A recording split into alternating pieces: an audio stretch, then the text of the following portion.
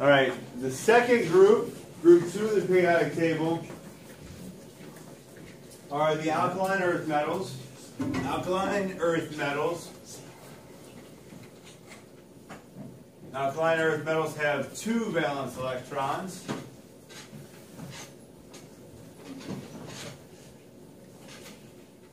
They have 2 valence electrons. They are reactive metals. They're not as reactive as the alkali, but they're reactive metals.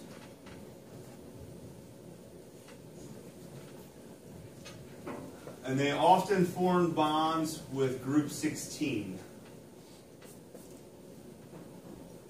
Alkaline earth metals, group 2 with 2 valence electrons, often form bonds with group 16, and they are reactive metals.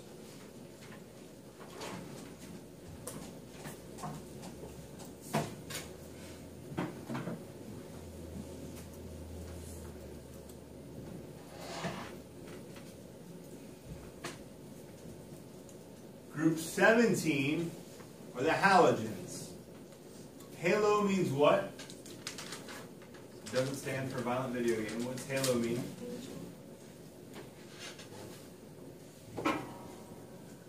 Halo means salt. What does gin mean? Genesis. To create. Halogen means salt creating, salt forming. Halogens are the salt formers. So to put it in quotes, that's kind of what they're called, the salt formers. Halogens are the salt formers. They have 7 valence electrons. They have 7 valence electrons. They're highly reactive gases and liquids.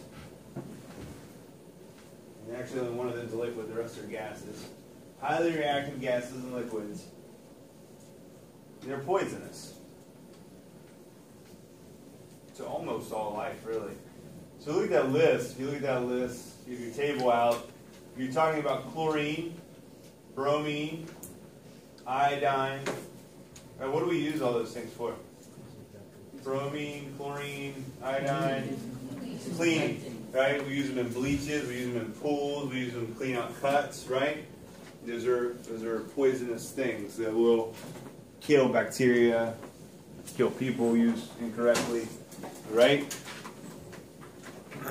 And they form salts with the alkalis, which you should already have on the alkalis, but they're called salt formers because they form salts with the alkali metals.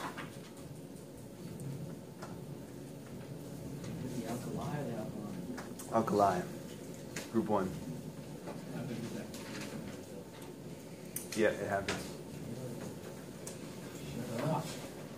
And then the last group, group 18. Group 18, those are the noble gases. Noble gases have full outer energy level of valence electrons. Full outer energy level of valence electrons. Mr. Gilbert, I'll send somebody up. Thanks.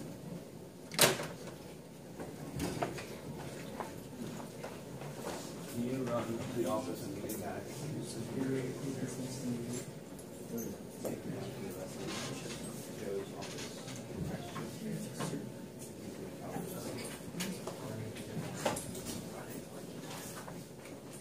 Noble gases, full outer energy level of valence electrons, and they are inert.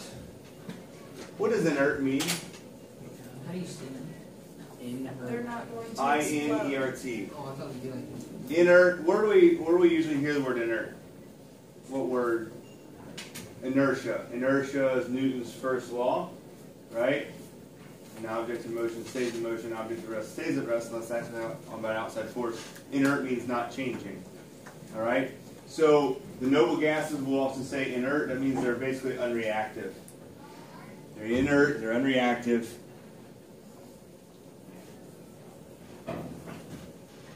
Obviously they're gases. How many valence electrons?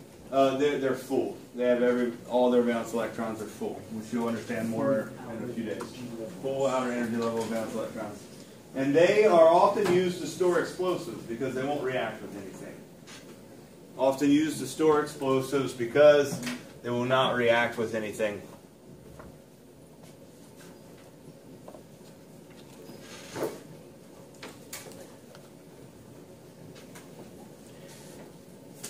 Now that's about as far as we'll go as far as arranging the periodic table, other than our valence electrons, which we're going to learn about later this week. But as far as periodic trends, that's as far as we'll go. You'll spend a lot of time.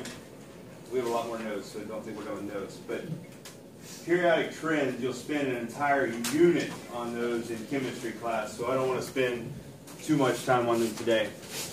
All right, so that's elements. That's periodic table of elements. Again, developed by Mendeleev and further by Moseley. All right, now let's talk about compounds. Compounds are pure substances formed of atoms of multiple elements chemically bonded together. Compound is pure substance. Compound is a pure substance formed. I'll make sure I use the definition exact here. Pure substance formed of atoms of multiple elements chemically bonded together.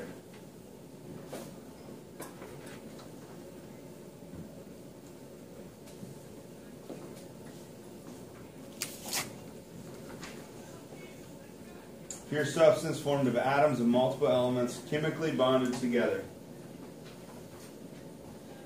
So we have water on the board, H2O, it's a compound. What's another one you guys are familiar with? It's another compound you hear all the time. We exhale CO2. CO2, how many carbons are in this? One. And oxygens? Two. All right. What about that? What's that? This is sodium chloride, which is table salt. All right, sodium chloride. We're going to learn how to name them and what'll bond to what. But this is a compound. One sodium, one chlorine. Even if I gave you one that you've never seen before, CH3OH. It's a little bit different. And you're going to have to memorize this guy. What is this guy? Does anybody know? Ohio. We just blamed Ohio for messing up my lecture. OH is an alcohol group. That's on this list. Right? That's an alcohol group. This is methanol. Methanol. All right? How many carbons are in this? One. How many oxygens? One. How many hydrogens? Four. There's a 3 and then one by itself over there on the oxygen. So, because it actually looks like that. It's methanol. So this is CH3 and OH. So we're going to learn why we write it the way we do, because we can technically write this CH4O if we wanted to. All right, but it's usually written this way to show the hydrogens on the oxygen there. These are all compounds. We have exact ratios of each element. Does that make sense? There's an exact, we can tell how many there are of each atom. All right? When we no longer have exact ratios, we get a mixture. Mixture is an impure substance made up of a combination of pure substances. A mixture is an impure substance made up of multiple pure substances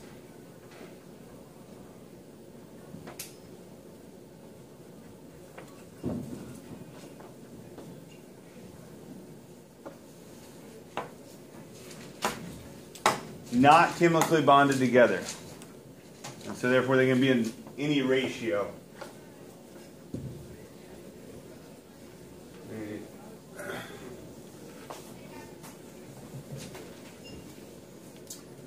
When we talk about mixtures, we usually talk about them in reference to their state of matter.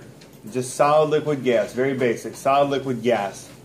So if I have a solid liquid mixture. Solid liquid mixture. We actually have fancy names for these, and this is what's going to be the premise for our lab tomorrow, is solid, liquid, liquid, liquid. So solid liquid mixtures. We have two types. We have what's called homogeneous and heterogeneous. What does homo mean? Same. And hetero means different. All right. And gen means to create or to form, right? So this is to create one and the same. This is to create but still have two different.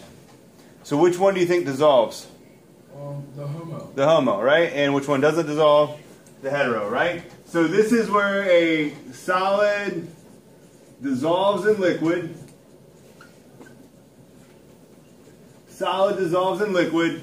And hetero, solid, not dissolved in liquid.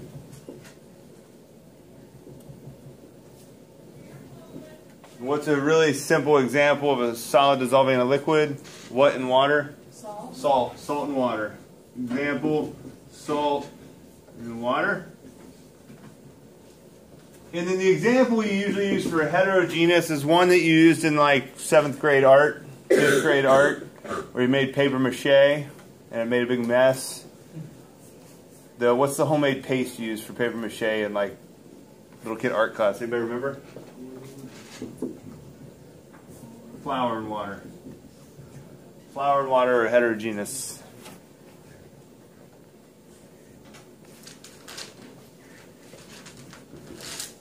The other ones that we have fancy names for are liquid-liquid mixtures. We have miscible and immiscible. Miscible, immiscible. Now you may not have ever heard the term miscible before, but you should know what the prefix im means. What's it mean to be immovable? Not. So which one of the things does not dissolve? Immiscible, right? Liquid not dissolved in liquid, immiscible. Liquid not dissolved in liquid. Oil and water.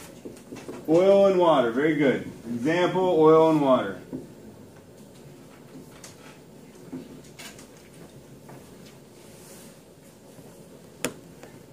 Miscible is a liquid that does dissolve in a liquid. Liquid dissolved in liquid.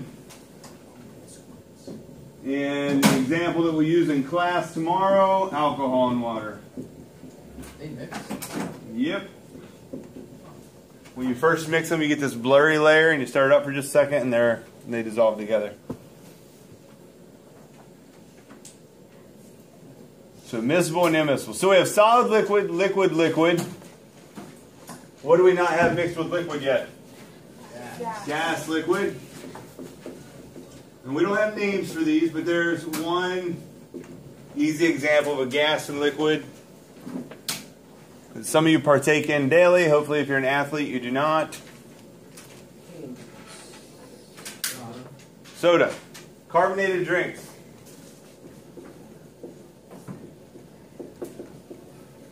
Carbonated drinks, that is a gas dissolved in a liquid. So now we have liquid with everything. Solid is pretty simple.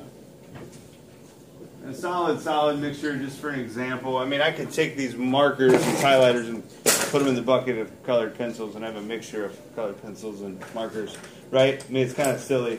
Solid is kind of a silly example, but we're just going to put sand and gravel because that's something we use a lot of times in filtration. There's a water filtration lab you do in biology for the ecology portion. It's a really cool lab. I wish I could steal it.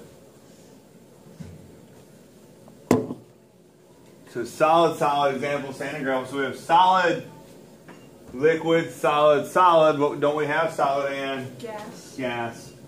What about gas? Solid and gas we don't have. And solid and gas is really not a good example.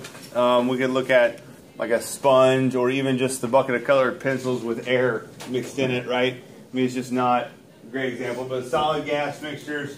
And then gas, there's one really easy example. The atmosphere. Yeah, air. It's atmosphere, air. Air. Air is pure substance, 78% nitrogen, 21% oxygen, and 1% a bunch of other stuff. All right, so gas-gas mixture example is air.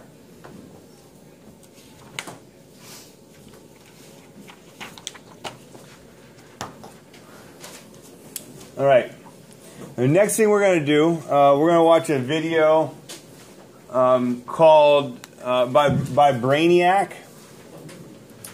Some of you may have seen it. It's about alkali metals. It's only 4 minutes long, but we'll watch that video, and I'll post a link to it online.